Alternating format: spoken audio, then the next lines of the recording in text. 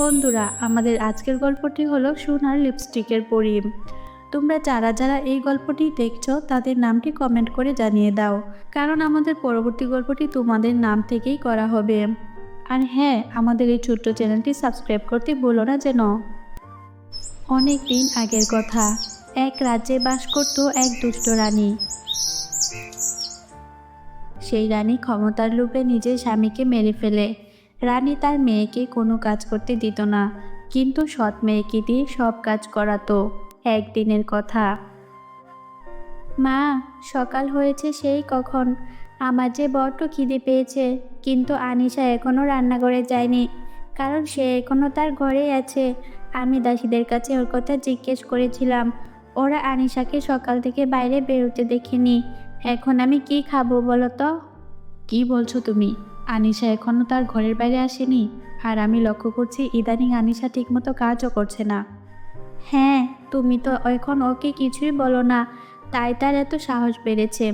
এই প্রাসাদে তার কি পজিশন সেটা আবার মনে করিয়ে দিতে হবে, তাহলেই দেখবে সব ঠিক হয়ে যাবে। তুমি ঠিক বলেছ। আমরা ওর সাথে কি কি করতে পারি তা হয়তো আনিশা ভুলেই গেছে। তাকে আবার আগের কথা মনে করিয়ে দিতে হবে, আর আজকের জন্য ওকে কঠিন শাস্তি ভোগ করতে হবে। মা, দেখো, নবাবের মেয়ের এখন ঘুম থেকে ওঠার সময় হয়েছে। আমার তো আনিশাকে দেখে ভীষণ রাগ হচ্ছে। তুমি কিছু করো, নইলে আমি ওকে শাস্তি দেব। তুমি কোনো চিন্তা করো না, আনিশা এই প্রাসাদে কোনো অবস্থাতেই তার ক্ষমতা দেখাতে পারবে না। এই রাজ্যের একমাত্র অংশীদার তুমিই হবে। তুমি শুধু আমার সাথে চলো আর দেখতে থাকো আমি ওকে কেমন শাস্তি দেই। এরপর তারা দুইজন আনিশার কাছে যায় আর ওকে ডেকে বলে, কি রে আনিশা, তোর এখন বাইরে আসার সময় হলো? এখন বুঝি তোর সকাল হয়েছে?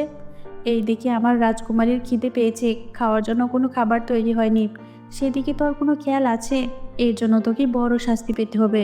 আর শাস্তি স্বরূপ আজকে কোনো দাসী তোকে কাজে সাহায্য করতে পারবে না, সব কাজ তোর একা হাতে করতে হবে। আর আজকে তোর খাওয়া বন্ধ, এটাই তোর জন্য ভালো শাস্তি হবে। রানীমা, কাল রাত সবাই অনেক কাজ করতে হয়েছে, তাই শরীরটা ভীষণ ক্লান্ত লাগছিল।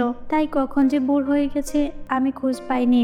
আর কালকে অনেক খাবার বেঁচে গিয়েছিল, সেই খাবারগুলো তো বোন খেতে পারতো। আমি এই রাজ্যের ভাবি রানী, আমি খাবো কালকের বাসি খাবার? মা, দেখেছ, আমি তোমাকে বলেছিলাম ও আজকাল নিজেকে এই রাজ্যের রাজকুমারী ভাবতে শুরু করেছে। ওকে ওর জায়গাটার কথা মনে করিয়ে দাও, নইলে একদিন এই রাজ্যের সকল দাসদাসী ও প্রজারা ওর কথাই শুনবে। প্রিয়া, তুমি ঠিক বলেছ, কিন্তু ও জানে না এই রাজ্যের ক্ষমতার জন্য আমি কি কি করতে পারি। আর আমার মেয়ের মুখে মুখে কথা বলা বের করছি এক্ষুনি। আনিশা, আজকে তোর খাওয়া দাওয়া বন্ধ, আর একদিন না খেয়ে থাকলে তোর এই রাজ্যের রাজকুমারী ভাবা ঘুচে যাবে। এর পরেও যদি একই কাজ করিস তাহলে আমি তোকে আরও কঠিন শাস্তি দেব, মনে রাখিস। মা, আমি তো ভালো কথাই বলেছি, এখানে আমার দোষ কোথায়? আর সকলে মিলেমিশে থাকলে রাজ্যের সুনামও বাড়বে। আমি এই রাজ্যের রানী, আর তোর কাছ থেকে শিখতে হবে আমি কোন কাজ করব আর কোন কাজ করব না। আনিশা, তোর মুখ বন্ধ কর, নইলে আমি তোকে এই রাজ্য থেকে বের করে দেব। আনিশা তার সৎ মায়ের কথাই ভয় পেয়ে যায় আর বলে, আচ্ছা মা, আমি মনে রাখবো, আর কোনোদিন তোমাদের কথার প্রতিবাদ করব না। শুধু তুমি আমাকে এই প্রাসাদ থেকে বের করে দিও না, কারণ আমার একা একা থাকতে ভীষণ ভয় লাগে। এরপর আনিশা সৎ মা ও সৎ বোনের জন্য রান্না করে গিয়ে রান্না করতে থাকে। আর রান্না শেষ করার পর তাদেরকে খাবার পরিবেশন করে দেয়। খাবার খেতে খেতে প্রিয়া বলে, মা, খাবারটা আজকে ভীষণ ভালো হয়েছে। আর তুমি যদি আনিশাকে করার কথা না বলতে, তাহলে ও এমন ভালো রান্না কখনোই করতো না। আর দেখো, একটু কড়া গলায় কথা বলেছো বলে আমরা এত সুস্বাদু খাবার খেতে পারছি। হ্যাঁ, এটা তুমি ভালোই বলেছ। মাঝে মাঝে ওর পজিশনের কথা ভুলে যায়, তাই এসব ভুল করে থাকে আর শুধু শুধু শাস্তি ভোগ করে। কয়েকদিন পর এক প্রজা মহারানীর কথা মতো কাজ করেনি বলে প্রহরীদের দিয়ে ডেকে এনে তাকে ভীষণভাবে মারধর করে। তা দেখে আনিশা আবার বলে, মা, আর ওনাকে মেরো না এভাবে। এইভাবে মারতে থাকলে উনি তো মারা যাবে। তুমি ওনাকে ক্ষমা করে দাও। তুই আবার এখানে এসেছিস, আর আমি কাকে কতটা শাস্তি দেব তা তোর কাছ থেকে শিখতে হবে?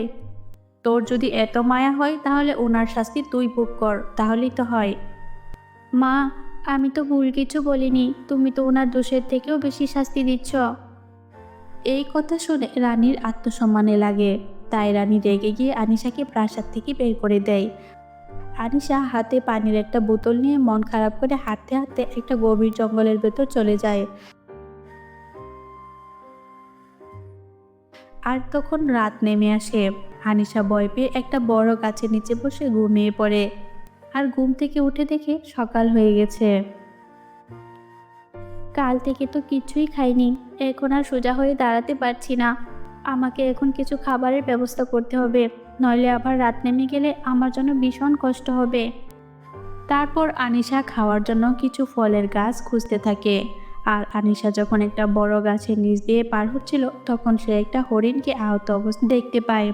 আনিশা তখন একটু পানি হরিণকে খাওয়ায় আর ক্ষতস্থানে কিছু জড়িবুটির প্রলেপ লাগিয়ে দেয়। সঙ্গে সঙ্গে হরিণটি ভালো হয়ে দাঁড়িয়ে পড়ে আর একটা সুন্দর পরিপ্রকট হয়। আনিশা, তুমি ভয় পেও না, আমি তোমার কোনো ক্ষতি করব না। আমি তোমার সৎমা ও সৎবোনের মতো নয়। আমি একজন ভালো পরী। এক শিকারীর আঘাতে আমার এই অবস্থা হয়েছিল। তুমি আমার অনেক বড় উপকার করেছ। আমি তোমার এই উপকারের কথা কোনো দিন ভুলবো না। পরী, আমার সৎমা ও সৎবোন আজ অবধি কোনো প্রশংসা করেনি আমার। শুধু আমার একটু ভুল হলেই আমাকে ভীষণ মারতো আর খেতে দিত না। আমি ওদের জন্য সব কাজ করে দিতাম, কিন্তু আপনি এইটুকু সামান্য কাজের জন্য কৃতজ্ঞতা প্রকাশ করছেন? আনিশা, তুমি চিন্তা করো না। তোমার সৎমা সৎবোন তোমার উপর যেমন অত্যাচার করেছে, তার শাস্তি ওরা নিশ্চয়ই একদিন পাবে। এখন আমি তোমাকে তোমার উপকারের জন্য কিছু পুরস্কার দিতে চাই। তোমার কি লাগবে বলো?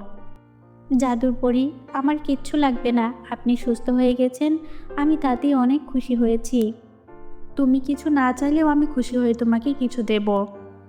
এই কথা বলে জাদুর পরী একটা জাদুর লিপস্টিক প্রকট করে আর বলে, এই নাও, এটা তোমার জন্য। তুমি এই লিপস্টিকটা নাও, তোমার অনেক ভালো হবে।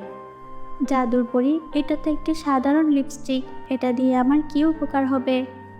আনিশা, এই লিপস্টিক সাধারণ লিপস্টিক নয়, এটা জাদুর তৈরি। এই লিপস্টিকের কাছে তুমি যা চাইবে সেটাই পাবে, কিন্তু একটা শর্ত আছে। এই লিপস্টিক শুধু সৎ মানুষের কথা শুনে, তুমি সব সময় সৎ থেকো। ঠিক আছে, আমি আপনার কথা মনে রাখবো জাদুর পরী। এরপর জাদুর পরী সেইখান থেকে চলে যায়। আর আনিশা জাদুর লিপস্টিককে বলে, জাদুর লিপস্টিক, তুমি আমার জন্য একটা সুন্দর বাড়ি বানিয়ে দাও আর খাওয়ার জন্য কিছু খাবার প্রকট করো, কারণ আমি কাল থেকে কিচ্ছুটি খাইনি, আমার পেটে ভীষণ ক্ষুধা। এরপর জাদুর লিপস্টিক সঙ্গে সঙ্গে একটা সুন্দর বাড়ি ও খাওয়ার জন্য কিছু খাবার প্রকট করে। আর আনিশা কোনো দিন তার সৎমা ও সৎবানের কাছে যায়নি। আনিশা অন্য একটি শহরে ভালোভাবে দিন কাটাতে লাগলো।